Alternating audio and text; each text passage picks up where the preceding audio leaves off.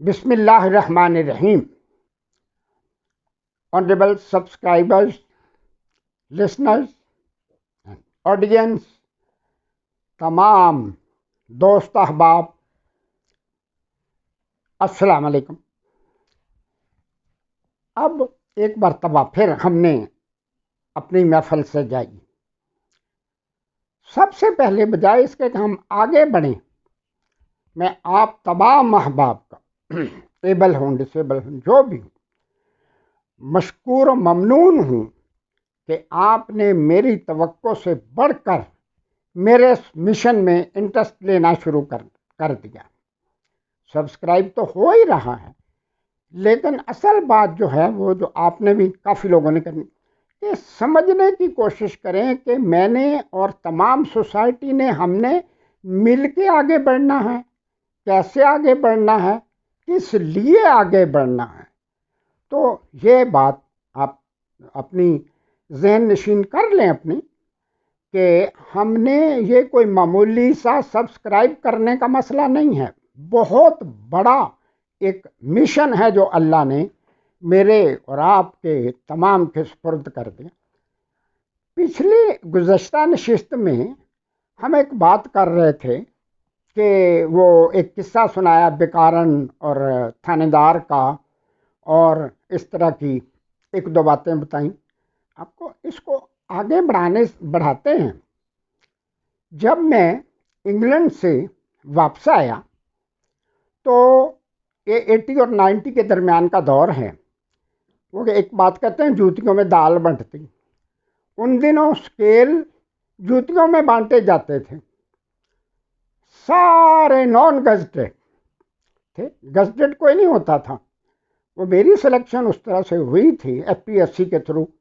وہ پنجاب ادھر ادھر جو بھی ضیاء الحق کو مل لیتا، محکمے ضیاء الحق صاحب کی خوشنودی کی خاطر اسکیل دے دیتے، بس ٹھیک ہے. اب مجھے کام پڑا، میں بہاولپور چلا گیا، government school for the blind. ان کی ایک ورکشاپ بھی تھی وہاں، تو میرے سارے لوگ ہی واقف تھے. جب میں ٹاٹ پہ بیٹھ کے ان کے ساتھ بات چیت کر رہا تھا، خوش گپیاں کہیں کر رہا تھا، لوگوں نے کہا یہاں ایک بندہ کسی نہ کسی طرح سے میوزک ٹیچر بھرتی ہو گیا، گریڈ 17 اس کو مل گیا، نان گزٹڈ ہے، گانے بجانے والا بندہ. تو اس نے اپنے نائب قاصدوں کو کہہ رکھا ہے کہ جو بندہ مجھے ملنے آئے پہلے اس کا اسکیل پوچھ لیا کرو، اگر 16-17 سے کم ہو تو اس کو اندر نہیں آنے دینا. کہتے ہیں دیکھو نا، آپ کا ماشاءاللہ گزٹڈ اسکیل ہے، ایف پی ایس سی کے تھرو ہیں، آپ نے آگے ڈائریکٹر بننا ہے، سب کچھ آئے نا، ہم آپ کو اس بندے کے پاس لے کے جائیں. میں نے کہا بھی بھائی میری ایک بات سن لیں، آپ مجھے جہاں کہیں گے نا میں جاؤں گا، لیکن اس متکبر بندے کے پاس نہیں جاؤں گا. وہ بڑا بندہ ہے جی، بہت بڑا بندہ.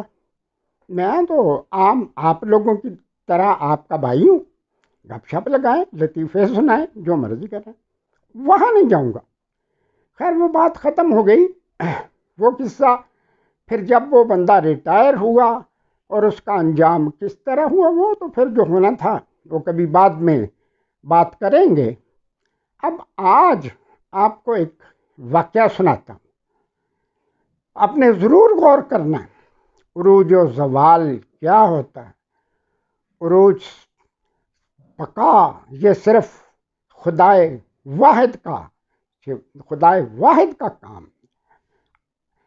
ہم جس کو بھی جتنا بھی عروج ہو ہم بھول بیٹھتے ہیں. ذرا سی کرسی، لکڑی کی کرسی پہ بیٹھ گئے، لکڑی کی کرسی پہ بیٹھا ہو، دائیں بائیں کوئی کتنی بھی بڑی پوزیشن والا بندہ یا عورت کھڑے، ان سے بات کرنا پسند نہیں کرے گا. میں کرسی پہ بیٹھا ہوں، یہ نیچے کھڑا. تو بہرحال آج کا قصہ آپ سنیں اور غور کریں. اللہ ہمیں توفیق دے کہ ہم کبھی بھی زندگی میں تکبر کا شکار نہ ہو جائیں. جنگل میں ایک بادشاہ اور وزیر کٹھے سفر کر رہے تھے.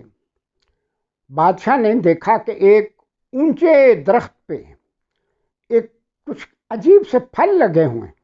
بادشاہ نے وزیر کو کہا کہ یار جاؤ یہ پھل توڑ کے لے کے آؤ، مجھے بہت پسند ہے، میں کھانا چاہتا ہوں۔ وزیر نے کہا کہ حضور اتنا اونچا درخت ہے، اب میں اس پہ کوئی سیڑھی نہیں ہے، کوئی کچھ نہیں ہے، جنگل ہے، وہاں تک کیسے پہنچ سکتا ہوں؟ اس نے کہا پھر بھی کوئی حل سوچو۔ اس نے کہا جی ایک حل ہے، ایک بندہ دوسرے کے کندھوں پہ چڑھ کے تو پھل اتار لے۔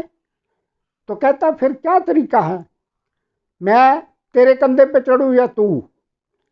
اس نے کہا وزیر نے کہ حضور آپ میرے کندھے پہ نہ چڑھیں، اس لیے کہ خدا نہ خواستہ آپ گر گئے، چوٹ لگ گئی تو وہ مسئلہ بن جائے گا۔ میری یہ رائے ہے کہ میں آپ کے کندھوں پہ چڑھتا ہوں۔ اس نے کہا ٹھیک ہے۔ اب جب کندھوں پہ چڑھ گیا وزیر بادشاہ کے، اتفاق ایسا ہوا کہ اس کی جوتی بادشاہ کے تاج کے اوپر آ گئی۔ ادھر سے اچانک ایک کوئی بندہ گزر رہا تھا دور سے۔ بادشاہ نے وزیر کو کہا کہ فوراً نیچے اترا اور اس بندے کو بلا۔ بندے کو بلایا تو اس نے کہا یہ جو کچھ ہو رہا تھا تو دیکھ رہا تھا نا کہ وزیر کی جوتی یا جوتا تاج کے اوپر تھا، دیکھ لیا، اب تو جو چاہے میں تمہیں انعام دوں گا، لیکن اس کا ذکر کبھی کسی سے نہیں کرنا، کچھ بھی ہو جائے۔ مسافر نے کہا کہ میں کسی سے ذکر نہیں کروں گا، لیکن مجھے انعام نہیں چاہیے۔ آپ اس طرح کریں، ایک تحریر لکھیں، اس میں یہ الفاظ لکھیں کہ بادشاہ وزیر کا دشمن ہے اور وزیر بادشاہ کا دشمن ہے، تو بس اپنی مہر لگا کے دے دیں مجھے۔ بادشاہ نے کہا یہ کیا بات ہے، تمہیں کیا فائدہ ہوگا؟ اس نے کہا بس آپ اگر کر دیں تو مہربانی، نہ کریں تو میں کیا کر سکتا۔ وزیر نے کہا کہ حضور آپ اس کو مہر لگا کے دے دیں، ہمارا کون سا خرچہ۔ اس نے تحریر لکھ کے اس کو مہر لگا کے دے دی۔ عرصہ گزر گیا، اچانک حالات خراب ہوئے۔ بادشاہ نے حکم جاری کیا کہ یہ وزیر اور اس کا کوئی دوست یار جہاں بھی نظر آئے اس کو پکڑ کے قتل کر دو۔ جب وزیر تک یہ بات پہنچی، تعلقات تو خراب ہو ہی گئے تھے، اس نے سوچا کہ چلو یہ تو جو ہوا سو ہوا، اس بندے کو کیسے پتا چلا تھا کہ میرے اور بادشاہ کے تعلقات یوں خراب ہو جائیں گے؟ چلو اس بندے کو تلاش کرتے۔ اپنے کچھ دو چار دوست لیے، جنگلوں میں تلاش کرتے کرتے کرتے اس کو تلاش کر لیا۔ اس کو پوچھا کہ یار تمہیں اس بات کا کیسے پتا چلا تھا؟ اس نے کہا دیکھو آپ کے سامنے میں نے بادشاہ سے وعدہ کیا تھا نا کہ کبھی بھی کسی کو نہیں بتاؤں گا، اب میں نے تو نہیں بتانا، ہاں آپ کی پریشانی بنی ہوں، مجھے بادشاہ کے پاس لے جائیں، میں وہاں بتا دوں گا آپ کے سامنے، یہاں نہیں بتاؤں گا۔ بادشاہ کے پاس لے گئے، وہ ساری بات کی تو انہوں نے پوچھا کہ بادشاہ نے کہ بھئی یہ تمہیں کیسے پتا چلا تھا؟ اس نے کہا جب میں نے دیکھا نا کہ بادشاہ کے تاج کے اوپر وزیر صاحب کا جوتا ہے، تو میں نے یہ قیاس کیا کہ یہ آج آپ کے تعلقات کا عروج ہے، اور جس چیز کو عروج ہوگا اس کا زوال بھی ہونا ہی ہونا ہے۔ کل کو جب زوال ہوگا تو میں لوگوں کو یہ بات کہوں گا کہ میں نے یہ بات دیکھی تھی، لوگوں نے کہنا اپنے پاس سے قصہ بنایا ہوا، اس سے میں نے لکھوا لیا تھا، اس وجہ سے میں چاہتا تو لاکھوں روپے لے سکتا تھا۔ بس صرف بات اتنی ہے کہ ہر کمال راز زوال، اگر کوئی بھی بڑے مقام پہ پہنچا، کوئی کمال تک پہنچ گیا تو اس کا زوال لازمی ہے سوائے خدا کی ذات۔ ذرا بات تھوڑی لمبی ہو رہی، آج یہ بات مجھے بڑی پسند تھی۔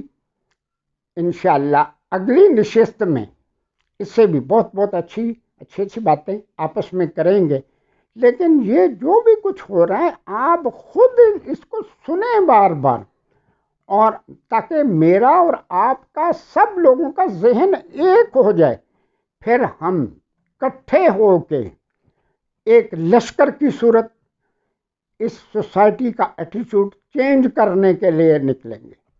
Thank you very much. السلام علیکم۔